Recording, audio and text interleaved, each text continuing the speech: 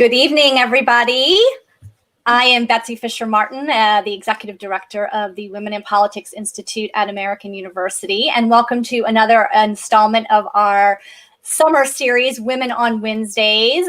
To those of you new to our events, the Women in Politics Institute is a nonprofit and nonpartisan institute in American University's School of Public Affairs that aims to close the gender gap in political leadership. We offer academic courses, practical campaign training, and we facilitate research and discussions like this on women in politics. So thank you for being a part of our conversation this evening. And we are delighted to have with us Symone Sanders, who in 2016 became the youngest presidential press secretary on record at the very young age of 25 while working on the Bernie Sanders campaign. And she went on to be an analyst, of course, on CNN, where we all love to watch her there. And she is currently a senior advisor to the Joe Biden campaign.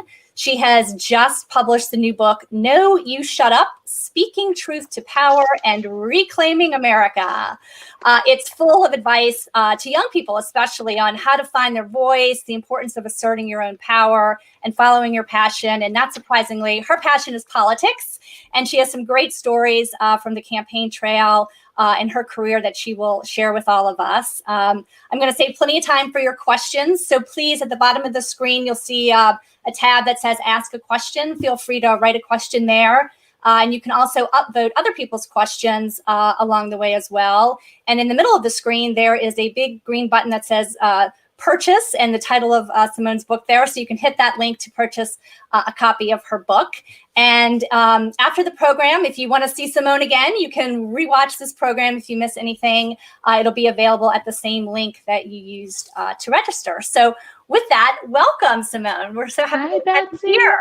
Thank you for having me. Very excited. So I want to take everybody back to August of 2017, because you write in the intro of your book, this book is for all the people who have ever been told to turn back or go quietly. And so I want to play for everybody a little snippet of an interview that you did on CNN. And you were on with Ken Cuccinelli, who is the former AG of Virginia. And you guys were on right after the atrocities in Charlottesville. And this was also right after Trump had made his comments blaming both sides for the violence. You're on with Ken Cuccinelli, and who disagreed with you on the point that you were making. And I want to play for everybody what happened, because it's important to the title of your book.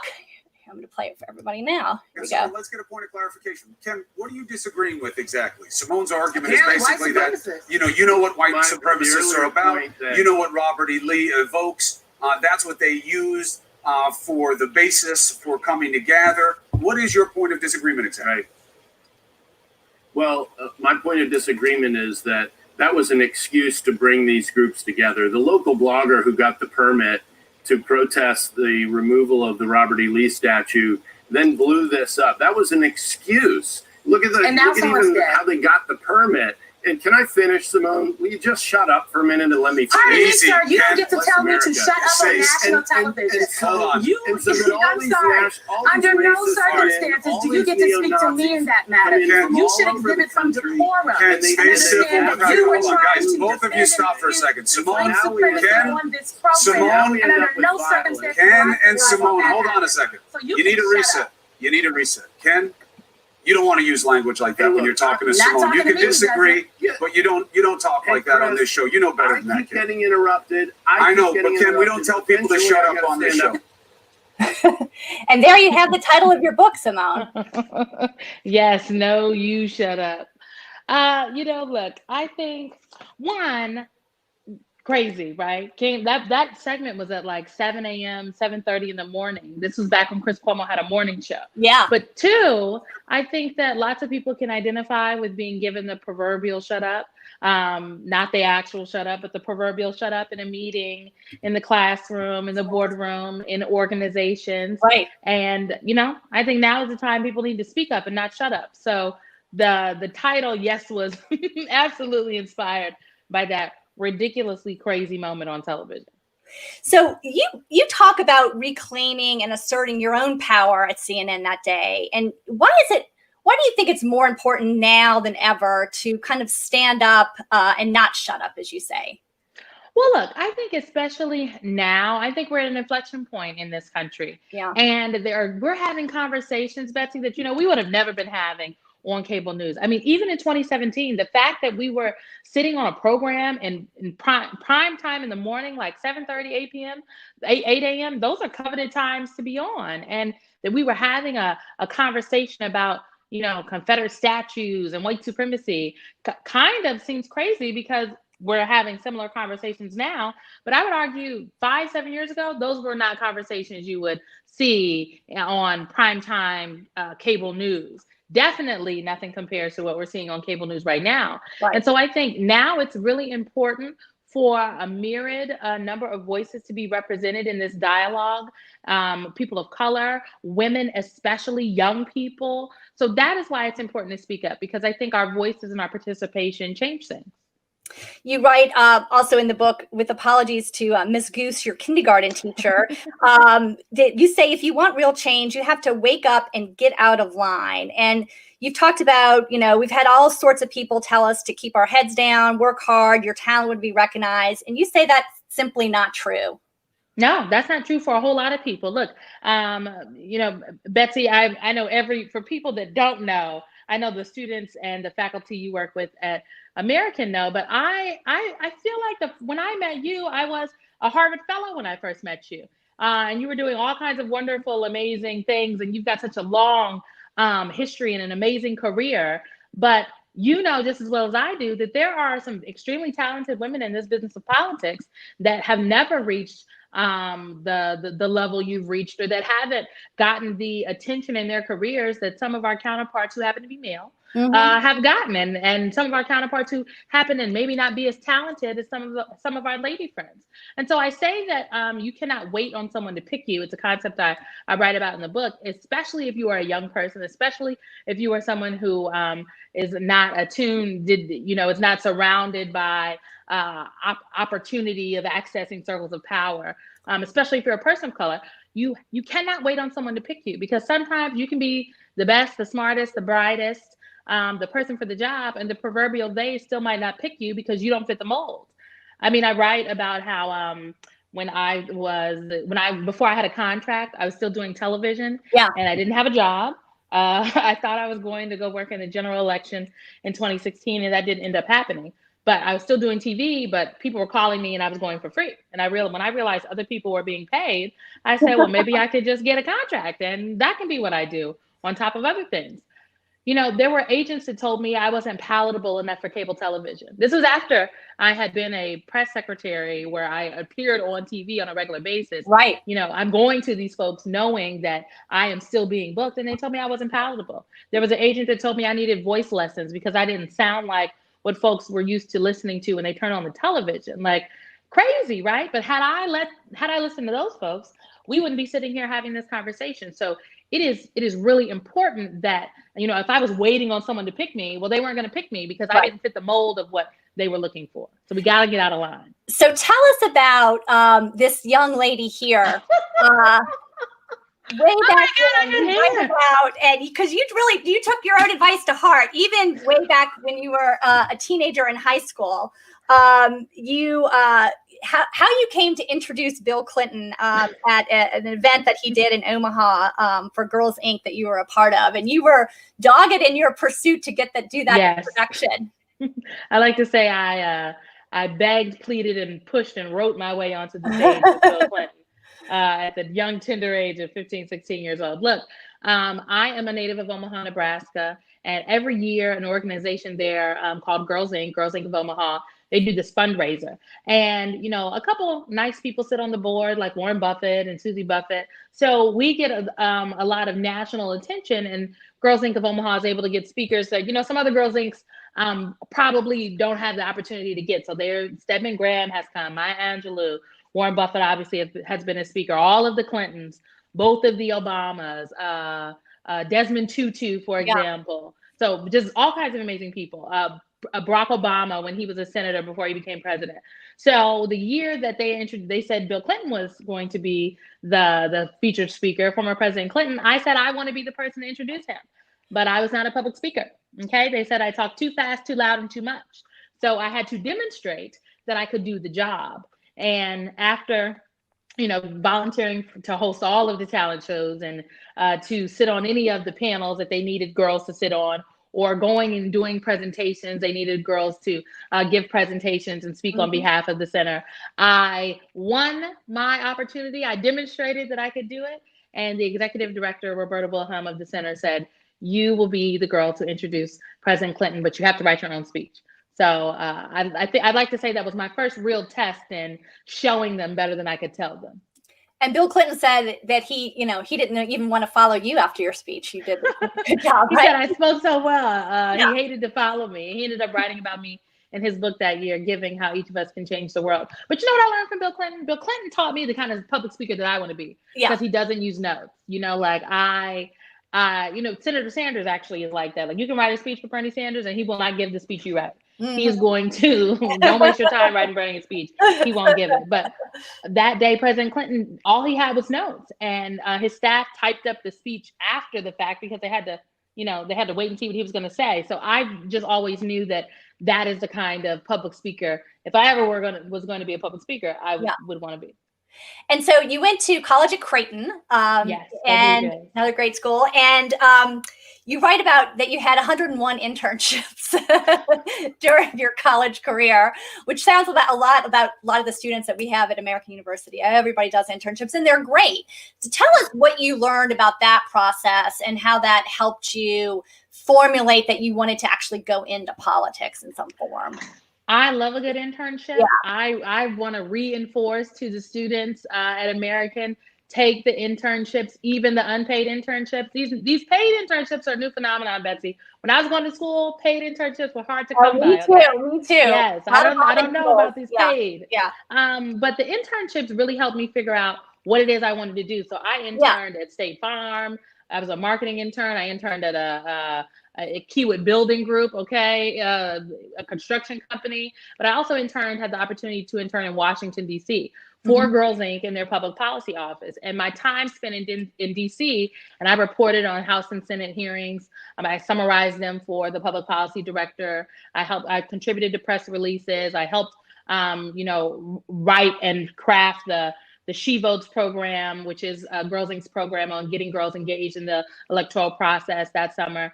That really told me that, I really like politics and I love DC and I want to work here someday. One of my other internships, though, was, actually at the mayor's office in Washington, DC. And I went to go volunteer on the mayor's campaign effort. He was attempting to be recalled. The people had created a recall campaign. And if folks know anything about a recall, you have to have two elections. One, an election to say if the municipality wants the recall to happen. Right. And then if that vote is yes, and another if they want to recall the candidate. So I went to go volunteer on the effort for the mayor on his campaign's arm to beat the recall. And that is when I fell in love with politics. I met these gentlemen that had a firm out of Tennessee that the mayor's campaign arm had contracted with.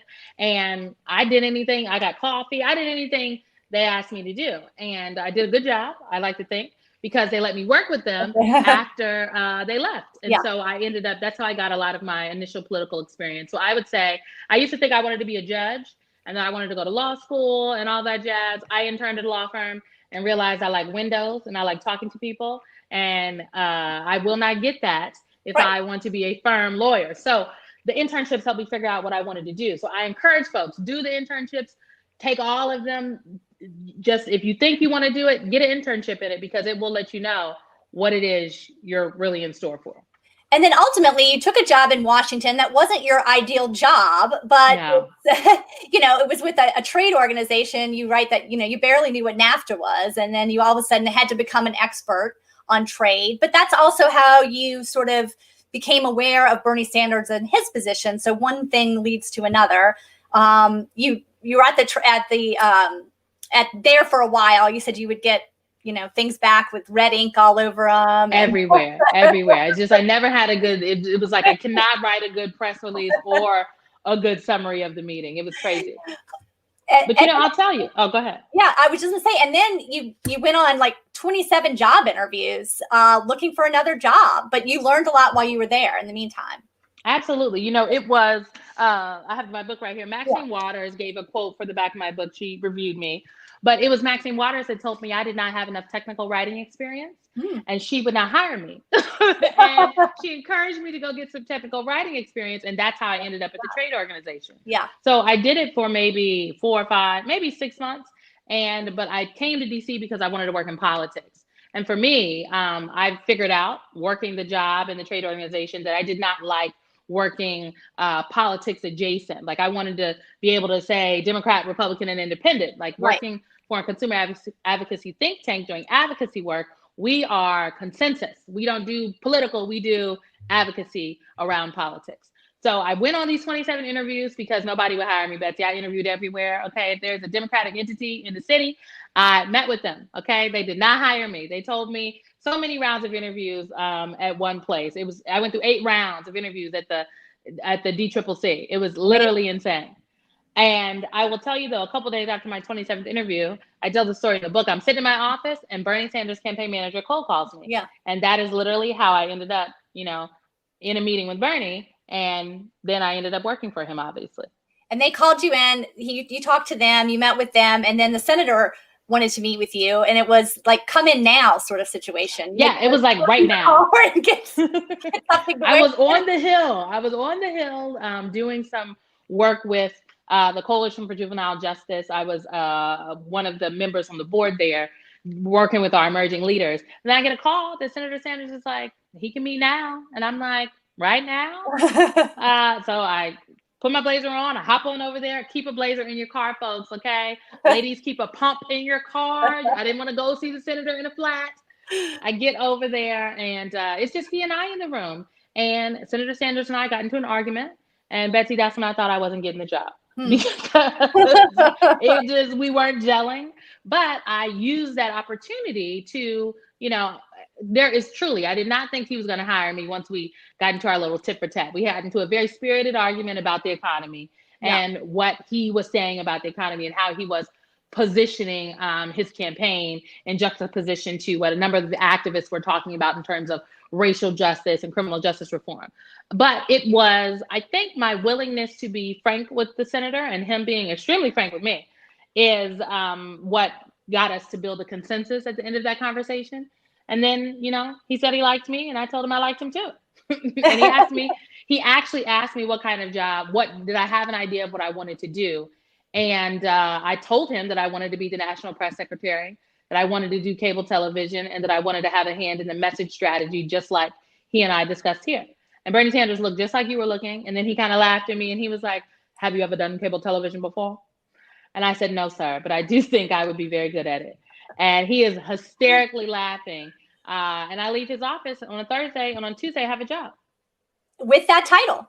With that title as National Press Secretary. So, I mean, I think for young people, especially students right now who might be watching this, the lesson from that is we are not all going to one day be sitting in front of a United States Senator that happens to be running for president. Maybe some of us, okay? Maybe some of these American university students, not all of us. But we all have, I think, that moment where we're presented with an opportunity, and then we have to make a decision about if we're going to speak up about what it is that we want. So I would encourage folks to ask for what it is that we actually want and what we know we deserve and that we work for, and not for something that we think we're just going to get. And you mentioned talking to him about racial inequality, juvenile justice issues. Those were issues that were very important to you. And you write about how you shared with him a story of what happened to you when you were in college, when you were on the way to the library one night and you got pulled over for a broken taillight, which is an unbelievable story.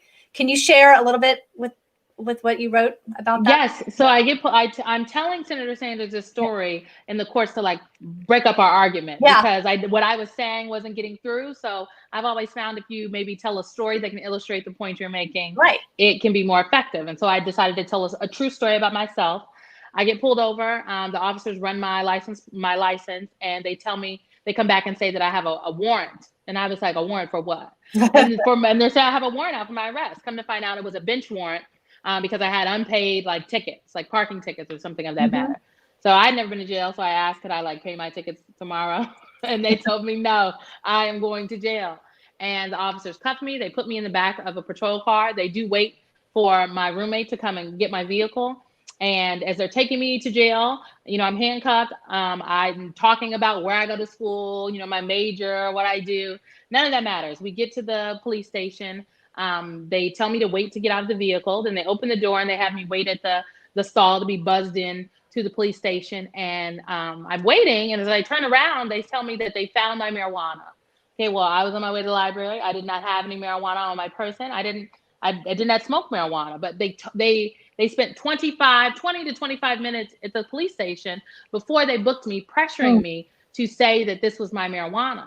At the time I was working at the mayor's office. The assistant to the mayor is the one who got me my job at the mayor's office. We went to the same church. I was volunteering on these councils with so I knew with the city councilman from my district. So I was like, I need a phone call because what is happening right here is absolutely not okay. Eventually they end up booking me. I don't, have to, I refuse to say that the marijuana is mine, and they eventually give up. And when I make my phone call, I call my father, that I then ask to call all these other people and tell them what happened to me and where I am, and that people need to come down here ASAP. And so I told Senator Sanders that story because the officers didn't care where I went to school. They didn't care that I went to the Jesuit Catholic University right down the street. They didn't care what my major was. Folks didn't care where I worked. So if we're only making an argument about the economy and we don't also, and class, and we don't also include a lens that includes race, we are missing part of the equation. And he seemed very receptive to that message because he ended up hiring me. Yeah. And so a lot of what you did in the campaign, you obviously were the press secretary, but you also helped a lot with some of the issues that were surrounded racial issues, and especially having to deal, he had a lot of problems with protesters showing up at his events. And not just showing up, Betsy, hopping on the stage. Yeah, coming on the stage and disrupting things. And you were very smart in your approach on how to deal with that, and you helped them, figure that out. Tell us what you realized was more effective to prevent that from happening. Well, disruption in and of itself is about people disrupt events because protest is about gaining attention for something. Yeah. And so right now there are protests happening all across the country because folks would like attention for the issue of police reform or Black Lives Matter. Like, you can go down the list. Right. So in this case, obviously, right, it wasn't my job to mitigate the protesters. My job was to be the press secretary.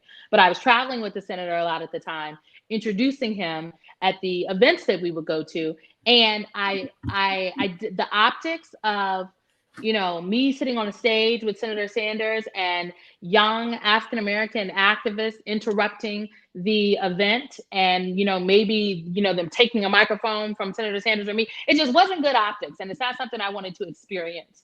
So I know disruption is about attention. So I said, well, this is really about how can we meet with these folks so that this is not happening? Right. Who can we talk to? So I reached out to a friend of mine, who's now a friend of mine, wasn't a friend at the time, DeRay McKesson. I didn't know him, who was a prominent protester from Ferguson. And he really connected me to the folks that initially interrupted Senator Sanders at a Medicaid event in Seattle, and really put me in touch with a kind of a network of people, so that every place we went that weekend and then subsequent events, we would reach out to the protesters in advance, to activists in advance, especially if we heard that they were coming to our event. And 9 times out of 10, they were planning to be there.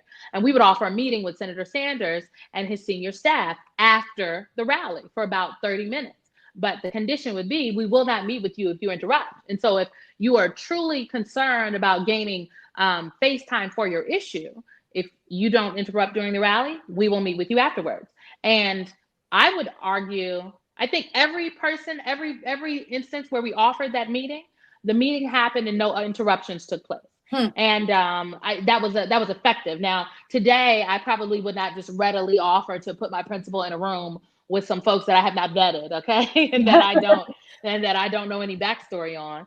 But it is really important, frankly, on the campaign trail, to be receptive to what folks are saying, right, and to also try to mitigate these kind of issues, because these interruptions were overshadowing the events that Senator Sanders was doing. So it was in our campaign's best interest and the senator's best interest to figure out a way to stop the disruptions, but also, frankly, to hear the young people, because otherwise they're just going to find another way to protest. Right. And now, speaking of protest, I want to flash forward 4 years to another famous photo here. And this is, let me see if I can make this bigger here. This is some protesters rushing the stage on Super Tuesday at Biden's Victory Day speech. And there you are, springing into action there to take them down. Oh, my goodness. Oh, my goodness. You actually broke a nail, right? I did break a nail. This was a tumultuous. The sun just came out of nowhere over here. I'm pulling up. This was a tumultuous event. Okay, so this was in California. I do not make it a policy to tackle protesters. Okay, I really don't. So what happened here was, as everyone knows by now, Vice President Biden, we have Secret Service. This was pre-Secret Service days. Yeah. So for us, we were just literally out here on the campaign trail with a few security members. On this particular event, these protesters came out of nowhere, just rushing the stage, and we didn't know what they were doing or who they were. And I think if you'll see in the picture, every single person on that stage is a woman who jumped on the stage. Our traveling chief of staff, Annie Tomasini, myself, our deputy communications director, Megan Hayes, our traveling press secretary, Remy Yamamoto, we all hopped on the stage. And Joe Biden sprang into action too, right? Yes. Oh, yeah. Oh, yeah. I mean, Dr. Biden was like, hold on. She's the original, like, do not disrupt my husband's event. We're happy no one was hurt. But I think this is an example of, one, how ladies get things done, but two, just how things are so unpredictable on the campaign trail. But I will note that I did break the nail. And earlier that day, I was like, guys, I really want to go home. I don't want to stay here tomorrow. We were just doing fundraisers the next day. And I was like, I don't need to be here. I want to go home early. I don't want to wait and go back with everybody. And everybody was giving me a lot of stuff for wanting to try to leave. After this, I was like, I hope no one is complaining about me because I'm definitely leaving. I'm booking a flight. And they let me leave. No one complained. That was it. So talk about your decision to ultimately work for Vice President Biden in the first place, because you took some grief from folks about that decision after just a little bit. Yeah, after having been affiliated, obviously, with Bernie Sanders in the last campaign. Talk about why. First of all, you certainly did talk to a number of different campaigns. Yes. And talk about your decision and why you thought it was important to ultimately join the vice president's campaign. Well, I was very, I would argue, blessed in advance of this election cycle, because I was a CNN political commentator at the time. Right. I was doing consulting from my own business. I had a couple of different clients. And at one point in time, I was like, I'm not going back on the campaign trail. But I decided actually in early January that I actually did want to go back, because I didn't want to sit on the sidelines while people I knew were working in what is probably going to be the most consequential election of my lifetime. Up until I hope there's not another election like this. I hope we're not in another place like this anytime soon. So I wanted to be in the action. I was blessed to know a lot of people who actually happen to be running for president. So, I know a lot of people personally. So Senator Booker, Senator Gillibrand, Senator Harris, and on down the line, Senator Warren, whom I love so much. And I met with a number of different people, but I didn't feel like any of the meetings that I had or the conversations I had with different folks from different campaigns, it didn't feel like it was a good fit. And I understanding the time I had on the campaign trail in 2016, if I was going to go back out there and like be on the road and uproot myself, I wanted to be somewhere where it was a good fit, where I fit well with the team, where I fit well with the candidate, where I felt like I could really contribute. And, going to meet with Vice President Biden was not on my list. I wanted to work for somebody that I knew, and I didn't know Joe Biden. I mean, obviously he's former Vice President of the United States, but I didn't know him personally. All in all, I end up finding my way to Joe Biden's house. And we were only supposed to have like a 30-minute meeting. And I had every intention of staying there for only 30 minutes. And I ended up staying and speaking with Vice President Biden and Dr. Biden also for 2 hours. Okay, he took me on tour. We were having all kinds of conversations. Like we knew each other for such a long time. And the thing that Vice President Biden said to me in that initial meeting that made me feel like this is where I'm supposed to be is he said, in Well, I mean, and this was early 2019. He told me that he was running for president. He wouldn't be running if Trump wasn't in the White House, and that he's running because he feels that we are in a battle for the soul of the nation. And I found that so interesting. I hadn't heard anyone articulate that point before. He told me that he's like, I think we need to rebuild the backbone of this country, and this is an election that's going to be about uniting America. And I thought he diagnosed it correctly. Now, I'm sure me saying those words right now, as Joe Biden is the presumptive Democratic nominee, and people really do feel like we are in a battle for the soul of this country, given everything that's happening with the pandemic and the unrest that has gripped the country and the economic devastation. It seems like, well, okay, sure, you can say that now, but this is what Joe Biden said in like February 2019. So he, in my opinion, and I connected with what he said. I felt like he correctly diagnosed what was happening in America before many people knew what it was.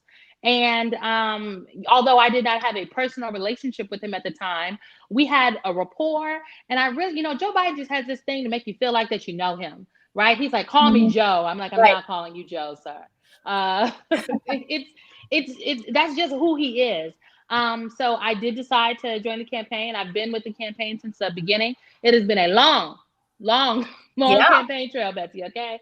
And we are about 132 days away from this election. And I would just say I feel like I made the right decision. But I was criticized at the beginning. And I think people were critical of me because they did not understand my choice. And the reality is that my values, my political values, why I get into this work is not wrapped up into any one particular person. Like, I didn't get involved in politics because of a person. There are people, though, who their impetus to be engaged politically is wrapped up in a particular person. And that is not my story. I am involved in politics because I believe politics has the ability to change lives. And it is the politicians and the people behind the politicians that can truly and directly affect the lives that people in communities like where I'm from in North Omaha live every single day.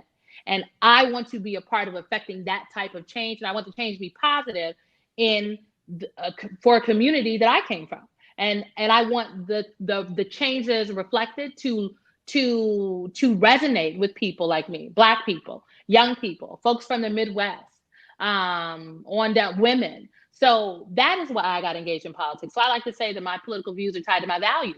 So I can work for Bernie Sanders, Joe Biden, Priorities USA, which I did. I was their senior advisor for a while, CNN, and a host of other people, because my values are what anchor me. And I would say to any young person out there, it is really important that you get what I call in the book, your personal and professional line. What are your values? What are the things that anchor you? And then those are the things that will decide where you go and who you work for, what you say and what you don't say. There are things that I don't care who asks me, I am unwilling to say and do them because they fly directly in the face of my values and what it is I believe. Right. That's an important thing for me to have as as someone who does communications, as a spokesperson, because we are regularly asked to do and say things as spokespeople. And you have to have a line. You have to be willing to push back and say, well, one, I don't think we should be saying this, but two, I'm definitely not going to say it. I just think it's something I learned definitely in 2016 and since then. And it's an important thing I wish that someone would have told me about having when I was a college student. So get that personal and professional line.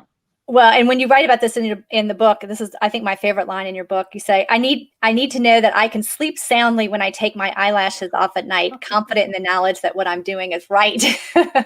Absolutely. Yeah. Today I have my individuals on. But yeah, that is the thing. Like, if I did not feel, if I felt uncomfortable every night when I went to bed about what it is I did, if I felt uncomfortable about the job that I do every single day when I go to sleep at night, I don't think that's something that it's obviously not something I should be doing. To be clear, I think we need to feel uncomfortable, and I write about this in the book, in our work, if we claim to be doing change-making work. So like, my job every day is not easy. I've had very uncomfortable days at work, but do I feel uncomfortable about the work that I do, about the job that I've undertaken? No. But are we put in uncomfortable situations on the campaign trail many times? Yes. But many of us, whether you are in an organization or on a board, or you work at a marketing company, or you work in an organization, we are forced to have uncomfortable conversations. And hopefully those uncomfortable conversations and those uncomfortable moments push the boundaries and help us change things for the better. I want to take some questions here. We have some coming in, and just a reminder to everybody, if you have a question for Symone, feel free to type it in the Ask a Question box at the bottom of your screen. Sheila Nielsen has a question, which is, will mobilized youth and others who are protesting be motivated to get out the vote for Joe Biden? And if Biden chooses Kamala Harris as VP, how do you see that impacting the get out the vote effort? Well, I don't have any VP news to break for anyone today. We have a process underway. I can tell you that Vice President Biden has been really clear, though, about what he's looking for in a vice president and a running mate. And it is someone that can truly mirror the relationship he and President Obama had, someone he can give presidential authority to, like President Obama gave him, because when and if he is elected, or if and when, the task before a Biden administration will be immense. Like, the coronavirus will not be gone January 2021. The economic devastation we're feeling across this country will still be very real for communities, and we will need a FDR-like recovery effort across the board. And, you know, Joe Biden's going to need a good governing partner to get that done.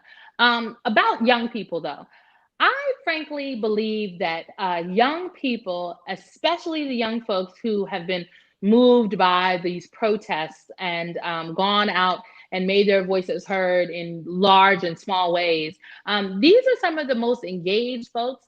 And I think these young people know more than many of us how important and crucial this election is. I say that because I'm here in Washington, D.C., like I'm sure many people on the program, and the first night of protests in the country in DC, the protesters didn't go to the Department of Justice, even though we know the Department of Justice is down the street.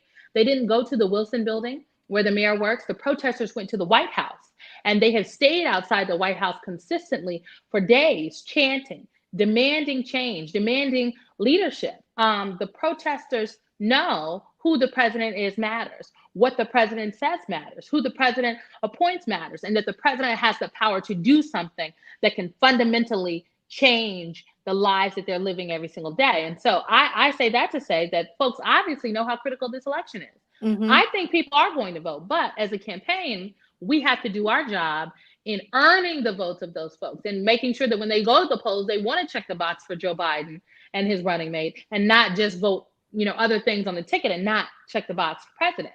So we are engaged in really targeted efforts in communities across the country. We announced our Wisconsin team today, our Arizona team a couple days ago.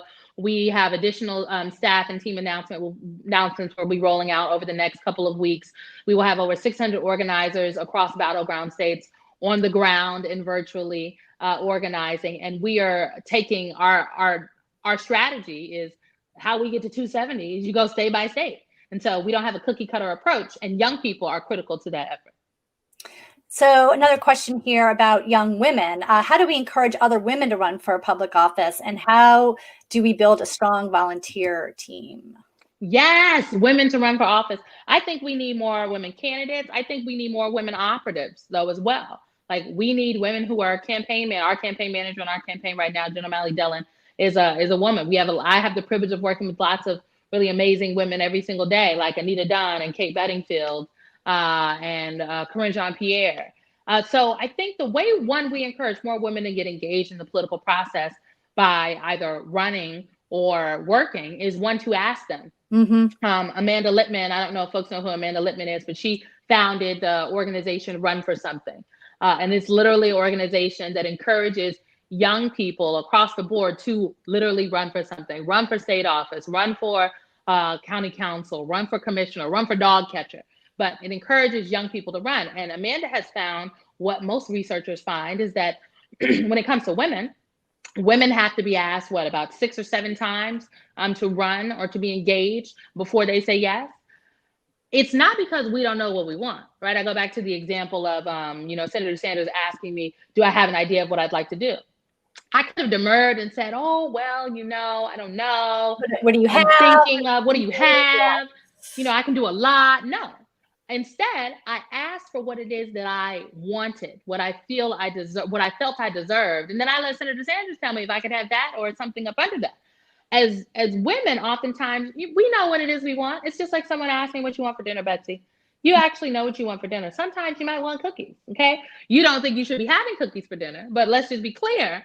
If someone asks you what you want for dinner and the cookies pops into your mind, you know for a fact it is you want cookies. I think we just need to stop acting like we don't know what we want for dinner. We know. Just ask for what it is that we want for dinner. We might get it. Great. Let's see. We have another question from Keisha. She says, how do you see the best efforts to educate voters in truly understanding civic engagement and their responsibility in the process? She says, time and time again, I hear young people arriving at AU saying they don't know, quote, how to vote, meaning it's not that they don't understand the mechanics of voting, but that the detail about making informed decisions in their voting behavior is lost. With Get Out the Vote efforts, much of it is focused on voter registration rather than holistic voter education. I think Keisha has an excellent question, particularly for this election cycle, because this election cycle, voter education is critical because a number of folks will be casting absentee ballots or voting by mail. They'll be voting early. And there are various rules and regulations in place to ensure that you can, one, receive an absentee ballot, but two, where you have to, there are rules and timelines of which you have to return your ballot in order for it to be counted. In some places across this country, you have to request an absentee ballot. They will not automatically mail you an absentee ballot application. You have to request the app, and then once you've requested it, then they send you the ballot, then you need to mail it back. So I would say the most important thing we should be saying and doing with young people is, one, ensuring that we're checking our registration.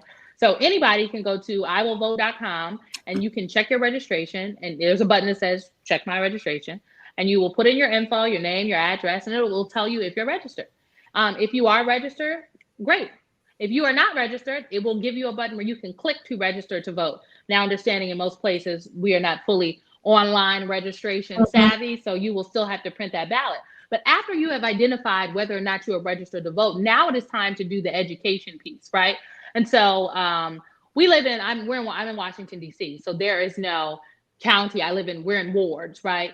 But I'm from Omaha, Nebraska originally. And Omaha is situated in Douglas County. So if you go to Google, okay, identify what county you live in, and then you type in that county plus your city name plus Board of Elections. Let me tell you what will pop up. Boom, the Board of Elections. Your local election commission's website will pop up. It'll either say Board of Elections Commission or Election Commission. They all have varied names. You click on that link to the Board of Elections website for your local county, and it will tell you who is on the ballot for this upcoming election. And any of those folks, all those people have websites. Oftentimes they link to the websites, sometimes on the Election Commission website, or you can just copy and paste it and type it into Google yourself. But it's important to know who is on the ballot, let alone are you registered to vote? Because it's not just, we're voting for the presidential candidates. It is the Senate. It is Congress. It is county commissioners. It is state legislative. Or ballot initiatives that you may not know about. Yeah. In California, there's going to be like 4 ballot initiatives on the ballot. And that's only because I know someone told me about it in California recently. For all we know, there are ballot initiatives on the ballot in places all across this country this November. So one, the Election Commission will also, closer to Election Day, give you a sample ballot. So you'll be able to actually see what the ballot will look like. Now, if you are voting digital, if you are using a voting machine, obviously the voting machines at the polling place will look a little different. But these Election Commission, these Board of Election websites, I really feel like are underutilized tools here. Okay, this is where we can get the most up-to-date information about how to actively and effectively and directly participate in our democracy. So we just got to use a little Google. And then obviously, American does a really great job, I think, of providing students with various resources, various voter guides, different events where they can connect them to what is happening in the political process across the board. But if we are not personally educated about the process, these websites will also tell you, if they have big buttons that say vote by mail, register to vote, like you can request your absentee ballot right here on the Board of Elections website. So figure out, get your county names, ladies and gentlemen, type that into Google, city plus Board of Elections, change your life, promise. Good advice. Speaking of Omaha, a proud Nebraskan and a woman of politics in Omaha, Aaron Owen, asks, to what extent do you feel the city of Omaha has helped foster the professional that you are? I feel like the city of Omaha, the North Omaha community especially, has absolutely made me the professional that I am. Omaha is where I had my first column, actually. I wrote a column for the Omaha Star, a paper that my mother is now the interim publisher of in her spare time. I wrote a column every week for the Omaha Star that let me have a column, and that's how I cut my writing chops. Omaha is the first place where I figured out that politics is what I wanted to be engaged and involved in. Omaha is how I got organizing experience via the Empowerment Network. It's also how I saw community leaders come together and sometimes not be able to get things done, but in other ways, I saw how they effectively came together to create change and partner with local government. I mean, I remember when the city had a Democratic mayor, and all of the, a number of the local organizations and affiliated folks had really great relationships with the mayor's office. And then when the mayor lost re-election and then Mayor Stothert was elected, who is the first woman Republican mayor to be elected in the city's history, they still had to work with the mayor, okay? We still want to make sure there are summer job programs. We still want to ensure that we are building strong ties. And so it gave me a crash course in how at the end of the day, we have to work across party lines in a lot of respects to align on issues and get work done. So it totally contributed to who I am today. I haven't been back to Omaha since the first weekend in February. I went the weekend before the Iowa caucuses. I flew into Omaha, saw my mom and my brothers and sisters, and then my boyfriend and I drove to Des Moines. So I cannot wait until the pandemic we get a little bit more mitigation of the virus so I can go home and see my mom. You also write that when you were 16, you got business cards printed for yourself that you used to walk around and give out that said, quote, "I specialize in results." Yes. And then people would ask, well, what kind of results did I specialize in? And I would ask them, what kind of results did they need? I've always been a problem solver. I love that. Let's see here. You touched on this a little bit, but here's another question about voter suppression. There are many strategic voter suppression efforts underway nationwide. What is the Biden campaign doing to combat this? So we have a robust voter protection effort currently underway. We are partnering with not just the Democratic National Committee, but a lot of nonpartisan organizations to do this work. Because to be frank, combating voter suppression is not a Democrat or a Republican issue. It is an American citizen issue, because voter suppression disproportionately affects older voters, it disproportionately affects younger voters, and it disproportionately affects voters of color. And they don't care who you're registered, what party you're registered to. So it is really important to Vice President Biden and our campaign that we are defending the right of every American to cast their ballot this November in whatever way they choose.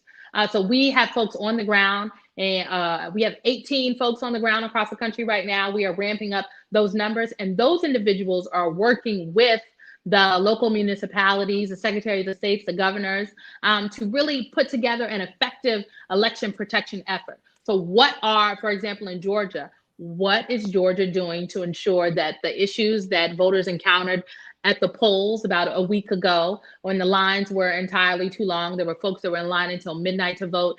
There were people who requested absentee ballots that were never delivered to them, that had to go and vote at the polls instead. And so what is happening to ensure that those issues are not issues that arise this November? Because the reality is, again, the coronavirus is still going to be with us. COVID-19 is not going away. We can mitigate its spread though, but because we will still be in the thick of fighting the virus, many people believe, come this November, we have to ensure that we are being nimble with our voting options. So yes, vote by mail, but if yesterday is any indication, in Kentucky and in New York, people still want to vote in person. Right. So we have to ensure that there are still safe in-person voting options for folks that want to go to the polls. And as we saw in Kentucky, yes, it worked well once you got into the convention center. There was all this space. It was clean. It was quick once you got in. But in Jefferson County, that one polling place is the only polling place open. And outside, people waited in their cars for sometimes 30 minutes to an hour and a half to vote. So we don't want that happening either. So we have to find a better way to ensure that it is safe, but also that people aren't waiting in line for an hour to cast their ballot. How are you all handling campaigning in this era of coronavirus? I know the vice president is trying to get out a little bit, but hasn't been able to that much. Talk about that experience just from being on a campaign staff and how you all have had to deal with that. And then now what the implications are for the convention coming up. Yeah, this happened so quickly. Like I remember the last day we traveled with our full travel team. It was March 10th or 11th. It was a Tuesday. We were on our way. We were in Ohio, and we were in Columbus, and then we flew to Cleveland. And on our way to Cleveland, we decided that we were canceling our rally that night because it wasn't safe. And we didn't want to put people in a position where it wasn't safe. And the Sanders campaign had also decided while we were in the air that they were going to cancel their rallies. When we landed, we had a press release that was out, and we were sitting on this tarmac in Cleveland, and we were like, what are we doing? So we got back on the plane. We flew back to Delaware, and the vice president ended up giving a speech from Philadelphia that night to a very socially distant crowd of campaign staff from our Philadelphia headquarters, right down the street from our Philadelphia headquarters. That was the last time we were in a rally-like atmosphere. And, since then, we have been adhering to CDC guidelines. I think our whole campaign has adjusted pretty well to this new normal of virtual campaigning. A lot of Zoom calls, a lot of Zoom events. We are leaning in on our digital organizing, our distributed organizing model. This means that phone calls and phone banking is even more important now more than ever. That mail, that people are still paying money for to send out and go to folks' homes across this country. Mail is still very important in communicating to voters that way. We have ramped up our digital, not just our organizing, but our paid digital efforts. We also we've gone up on television. We went up last Friday, and we're still up in battleground states across the country. And the vice president has been doing some virtual travel, but we've also started to venture out and do actual travel. You can look to, we're hoping to maybe do something this week, perhaps. I don't want to break any news, but maybe we will, maybe we won't. And it's difficult though, because the reality is that we're still very much concerned about safety. And I know people say, well, look, Donald Trump is out here doing rallies. I'm here to tell you that what we're seeing on television, what we saw in Tulsa, what we saw in Arizona is not safe. People are not socially distant, and they were not wearing masks. We know that wearing masks and social distancing can save lives, can help mitigate the spread of this virus. And Vice President Biden is unwilling to put his campaign staff in harm's way, to put supporters in harm's way and in jeopardy, and we don't want to do that. So it's we're taking it week by week. We're adhering to CDC guidance, but we are trying to find innovative ways to connect with voters. And so he's doing, more virtual events, but also ways that we can connect with people in person. So he's done a couple of these roundtables, even in doing interviews. He's gone on to do a few more in-person interviews, socially distant. He did one recently with Norah O'Donnell, and then obviously I'm sure folks saw the interview with Dana Bash. So more and more we will start to do additional travel, but for us, it is about what is safe. And it's every day is something different, because as we've seen, cases are rising in places like Texas and Florida right now as we speak. So it's kind of a juggling game. All of it is connected. Okay, I think we have time for one last question, but before we go to that, I want to just let everybody know about some of our upcoming Women on Wednesdays that we're going to have, which you can register on our main Women on Wednesdays page here. We would love to see you all in 2 weeks. We're taking next week off for the 4th of July, but we have next week we're going to do, I don't know if any of you all saw the program we did about Republican women running for the House in 2020, but we're going to do a very similar program on the Democratic side on July 8th with the chairwoman of the Democratic Congressional Campaign Committee and the executive director of the DCCC as well. And that will be on July 8th. And then the week after that, we are going to have Nikki Haley, former U.S. ambassador to the UN and the former governor of South Carolina, be here with with her book, With All Due Respect, and that'll be on the July 15th. And then on July 29th, we are going to have Jen Palmieri with us. She, of course, was the communications director for the Hillary Clinton 2016 campaign and the communications director in the Obama White House. And she's going to be here, and also an AU alum, I may add. She's going to be here with her new book, She Proclaims Our Declaration of Independence from a Man's World, and that'll be on July 29th. So we invite everybody to please register for those, and we'd love to see you for that. This sounds like a great lineup. Yeah, Y'all are just doing it. A lot of fun. So let's see, Symone, one last question for you.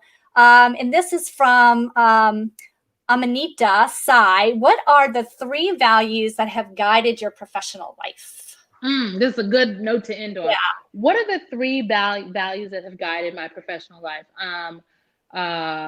Authenticity, meaning that I am being authentic to what it is that I believe, but also working for people that are authentic and true to themselves. Folks ask, how can I go from Bernie Sanders to Joe Biden? Well, these are 2 of the most authentic people that I've ever met. Like, when you see Bernie Sanders, what you see is what you get. So Bernie does not switch it up on you, and Vice President Biden is the exact same way. So I think authenticity is a value that has guided me. My faith is just a value that has guided me. I'm a person of faith. I grew up in the Baptist church. I went to Catholic school my entire life. So I know a little bit about the Lord, but it is important to me that I pray about things before I do them. Yeah. And so my faith, a place where I can where I can be anchored in faith, is really important. And then I think the third value that guides my career is really the idea of equity and justice. And I got involved in politics because I wanted equity and justice. Like I got back on the campaign trail because I didn't want to sit out on this fight, but this is a fight about equity and justice. So equity and justice, authenticity, and my faith. Well, that is a great way to end, Symone. We can't thank you enough for spending some time with us this evening. The book is terrific, so congratulations on that, and good luck on the campaign trail, and we will be watching you. Thank you so much. Thank you, and I'll see y'all soon. Okay, thanks, everybody. Bye. Bye.